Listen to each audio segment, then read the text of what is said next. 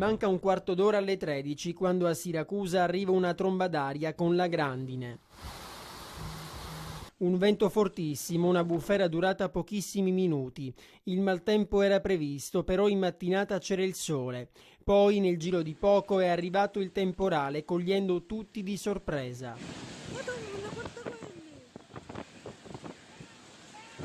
Questa è la paura vissuta al mercato di Ortigia. Abbassa, Ciccio! Piazza Duomo, piena di famiglie per la Befana dei Vigili del Fuoco, si era svuotata poco prima. Non hanno resistito nemmeno gli ormeggi della MSC Sinfonia in sosta tecnica a Siracusa. La poppa ha urtato la banchina del Portogrande, danneggiandola. In questo video la paura di chi ha visto tutto. Si è staccata! Ma sono tantissimi i post sui social, decine e decine gli interventi dei pompieri, alberi caduti, tegole giù dai tetti, carrellati per le strade, deors dei locali distrutti o quasi. L'Epifania è stata segnata dal maltempo e le previsioni non promettono bene. Intanto a Messina il sindaco Basile ha disposto la chiusura delle ville comunali. Si teme il forte vento. L'autopsia sui corpi delle 2 romene uccise nella notte fra giovedì e ieri nel centro storico di Naro in provincia di Agrigento ha confermato che Delia Zarnisco, 58 anni, e Maria Russa, 54, sono state massacrate. Sui loro cadaveri il medico legale ha riscontrato lesioni plurime, l'inequivocabile prova che entrambe sono state colpite prima di morire. Le salme verranno restituite nelle prossime ore. Il giorno dei funerali, probabilmente lunedì, a Naro sarà lutto cittadino, proclamato dalla sindaca Maria Grazia Brandara come segno tangibile della vicinanza dei naresi alle famiglie delle vittime. Lunedì nelle abitazioni del quartiere di Sant'Erasmo, dove a distanza di 150 metri da una casa all'altra è avvenuto il massacro, arriveranno i RIS di Messina.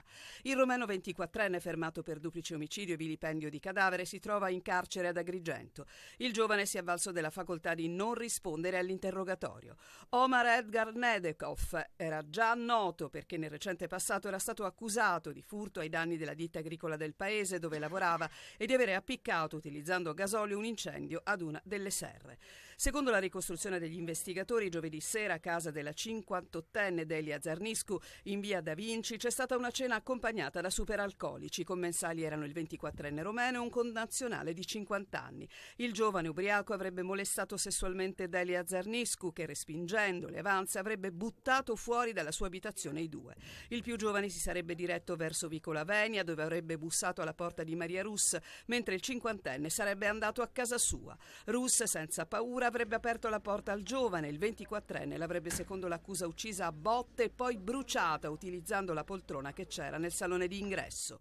Da Vicolo a Venia il romeno ubriaco sarebbe poi tornato in via Da Vinci, dove avrebbe sfondato la porta d'ingresso con una ferocia inaudita, avrebbe trucidato anche la 58enne spaccandole in testa tutto quello che è stato trovato. Dei romeni richiamati dall'infernale trambusto sono accorsi. Vi sarebbero stati anche dei testimoni. L'audizione di queste persone avrebbe permesso di incastrare i pezzi del drammatico puzzle, ricostruendo cosa sarebbe accaduto. Ma l'inchiesta va ancora avanti e oggi sono state passate in rassegna le immagini dei sistemi di videosorveglianza.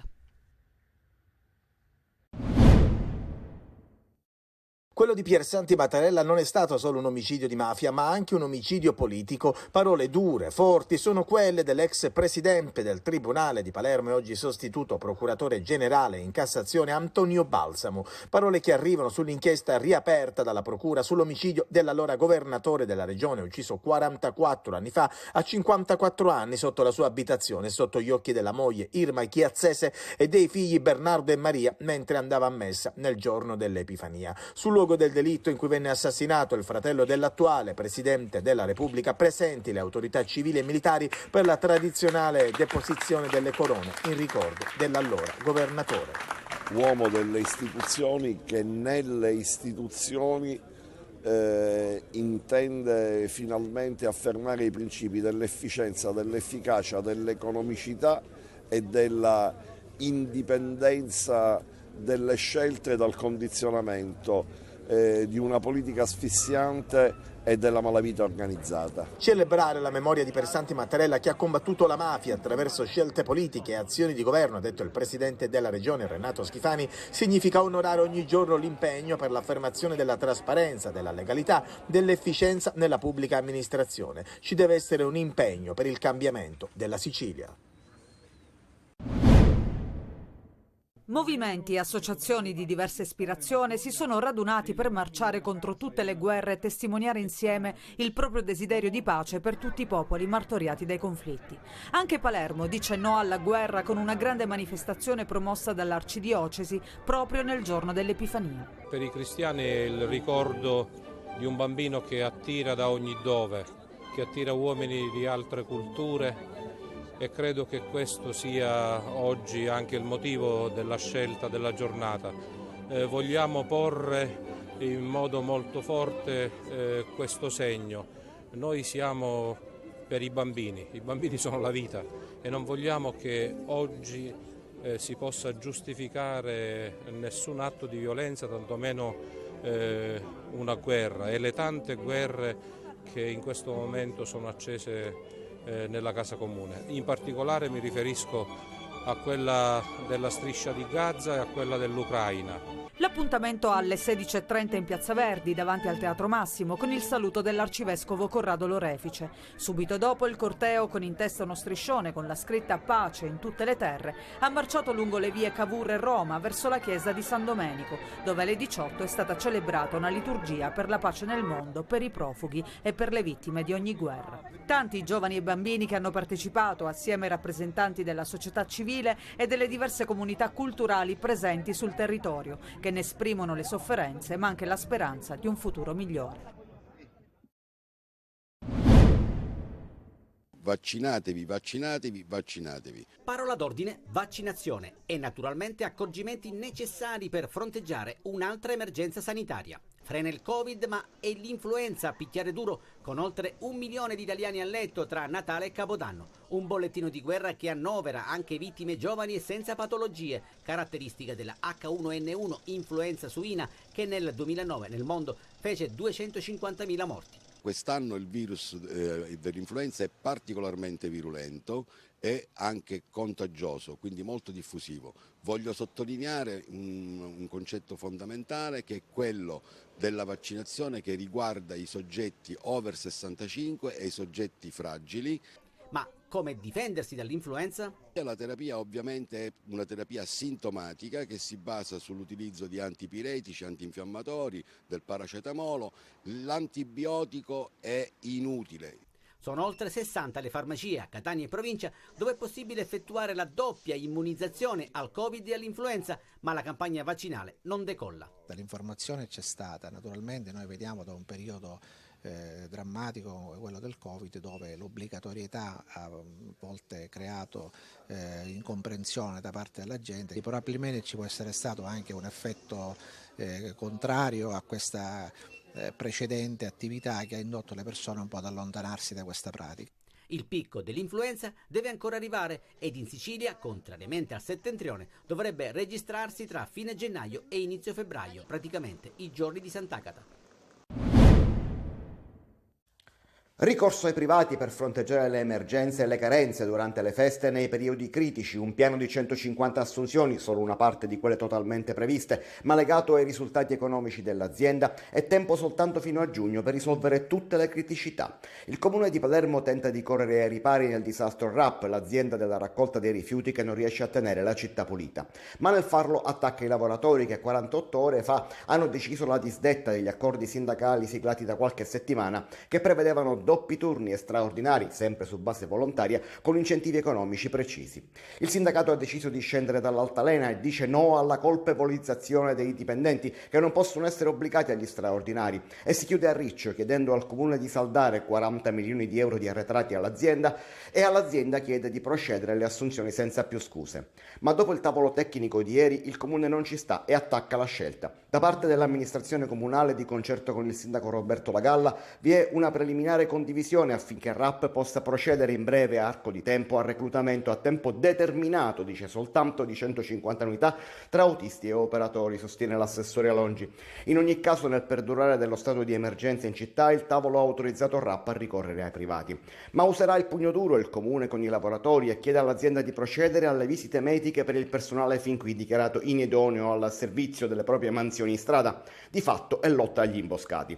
L'assessore parla solo di un lieve ritardo nei pagamenti da parte del comune che non può giustificare la disdetta degli accordi sindacali, una scelta che arreca danni alla città, dice ancora. Si apre dunque un fronte di scontro diretto che non prelude a nulla di buono. Meno strade con acqua proibita, si restringe la cosiddetta zona rossa a Trapani, più controlli alle condotte, ci saranno anche i rimborsi per i cittadini che hanno acquistato rifornimenti di acqua per le esigenze quotidiane. E intanto proseguono le attività di ispezione avviate in città sulla conduttura idrica delle vie cittadine, dove da alcuni mesi ci sono problemi di inquinamento, per individuare la causa che ha portato all'emanazione di 2 ordinanze del sindaco, il 7 e il 27 dicembre, con le quali è stato vietato l'utilizzo di acqua potabile. I nuovi risultati tecnici, avvalorati dal prelievo di diversi campioni sottoposti ad analisi batteriologica, hanno portato a restringere il campo di indagine nella zona di fronte a Piazza 21 Aprile e nella via Nausica, nel tratto compreso tra la via Nino Pixio e via Papa. In questa zona le ripetute analisi non hanno registrato inquinamenti presso gli istituti scolastici Leonardo da Vinci e Bufalino. I controlli sono stati estesi anche ai fognoli privati e alle interconnessioni delle reti sottoservizi Enel, Telecom, gas e fibra.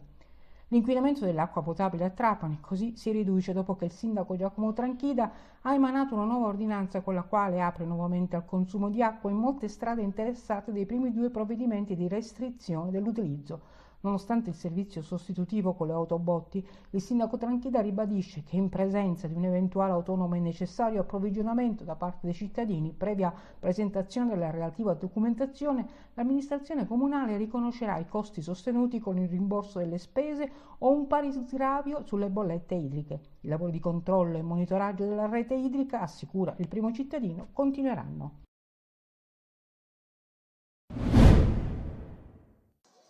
Una giornata all'insegna dell'allegria e dell'attenzione verso i più piccoli. La Corte interna del Palazzo Comunale di Catania ha accolto un centinaio di bambini con l'iniziativa La Befana della Felicità, organizzata dal Consiglio Comunale e dal Lions Club. Per loro tanti doni, giochi e tanti dolci, come vuole la tradizione dell'Epifania. A essere omaggiati sono stati i piccoli ospiti dell'Istituto Sacro Cuore di Trappeto Nord, che opera a favore dei minori nei quartieri a rischio della città. È un'Epifania di manifestazione appunto di affetto, di attenzione, di colore, di allegria e di divertimento per i nostri ragazzi delle periferie che devono vivere la città nella sua interezza. L'appuntamento di oggi ha concluso la mini rassegna promossa dalla Presidenza del Consiglio Comunale con 4 eventi solidali finalizzati ad esaltare l'attenzione verso i più bisognosi, soprattutto nei giorni delle festività natalizie in cui è maggiore la necessità di sentire qualcuno vicino.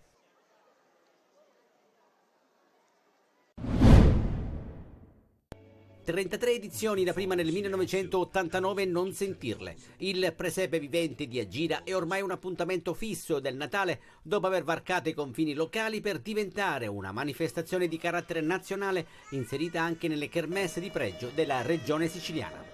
Originali costumi, l'atmosfera creata dall'oscurità dei luoghi illuminati solo da lumi a petrolio e torce a vento e le suggestioni regalate dalle scene rappresentate. Migliaia di turisti che hanno passato la notte di Natale ad Agira, mischiati tra oltre 150 figuranti e diventando attori e spettatori in un unico evento fortemente voluto dall'ideatore Nicola Gagliardi. Il bue, l'asino, l'agnellino, la rappresentazione degli antichi mestieri hanno richiamato l'attenzione di grandi e piccoli in una Betlemme incantata e rappresentata nel castello medievale. È qui che in una grotta, come tradizione vuole, che avviene la rappresentazione della Natività e l'arrivo dei Re Magi guidati dall'immancabile Stella Cometa. Poi il tradizionale scambio di auguri con la gioia di aver assistito ad un evento davanti a 2000 persone che ha scaldato il cuore e l'anima, riportando tutto ad una dimensione di umanità sbarrita.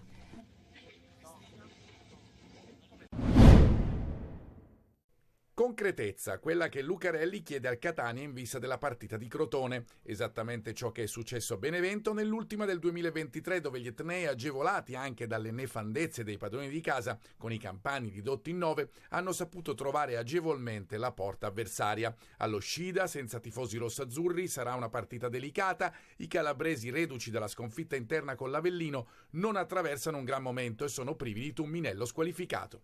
Per noi è un altro test importante e quindi mi attendo sicuramente un'altra prova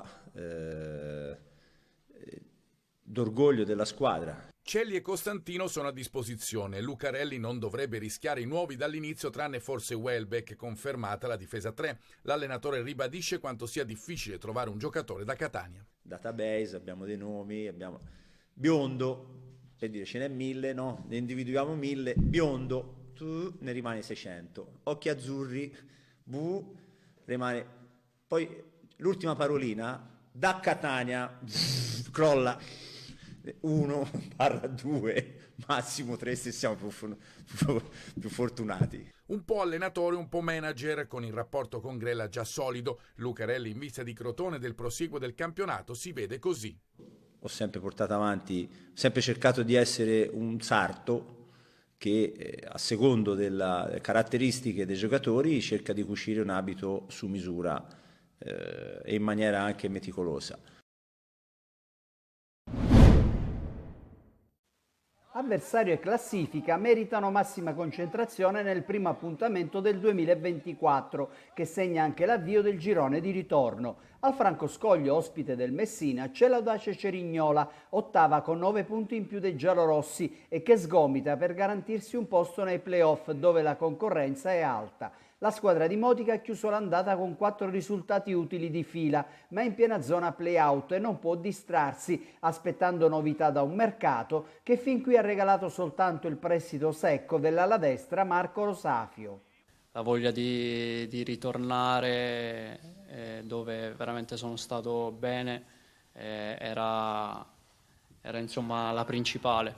Poi sicuramente il mister, il direttore, il presidente, il fatto di aver già lavorato con loro mi metteva comunque ulteriore tranquillità, serenità, sapere già cosa richiede un allenatore, perché comunque spostarsi a gennaio non è mai facile, entrare in una squadra magari con un allenatore nuovo e riadattarsi, capire tutto, insomma il modo di giocare non è mai facile. Ho voluto comunque fare questa scelta perché anche per me stesso, perché ho bisogno di far bene, ho bisogno di sentirmi vivo. Prima presenza per Rosafio, tornato a Messina dopo 6 anni. Per il resto problemi di formazione per il tecnico Modica, che recupera Plescia, anche se Ortisi ed Emmausso hanno lavorato poco in settimana. Una partita da vincere per il morale, per la classifica, perché il successo manca da un girone. Esattamente dall'andata con Cisterna, la stessa squadra che la Farm Italia Saturnia Catania affronterà domenica alle 20 nel palazzetto della città laziale. Decima 10 punti contro 12ª 4, 2 dirette concorrenti per la corsa alla salvezza della Superlega. La prima partita del 2024 è dunque un evento cruciale per i biancoblù, che vogliono replicare il risultato dell'andata 3-1 per gli etnei. Proprio in settimana è arrivato il cambio in panchina. Giuseppe Bu ha preso il posto di Cesar Silva. Nel corso di preview, l'anteprima sportiva in onda il venerdì su Telecolor, il nuovo tecnico ha sottolineato l'importanza della posta in palio. L'importanza della partita, siamo consapevoli che un risultato positivo riaprirebbe tutto il discorso salvezza, quindi siamo pronti. L'allenatore dei biancoblù potrà contare anche sul recupero del palleggiatore Orduna e del posto 4 Randazzo. Nella mia squadra in questo momento confido nella reazione di un gruppo che vuole dimostrare a tutti che non è quello che magari si può pensare, di un gruppo che è ancora vivo, di un gruppo che ha voglia di lottare fino all'ultimo.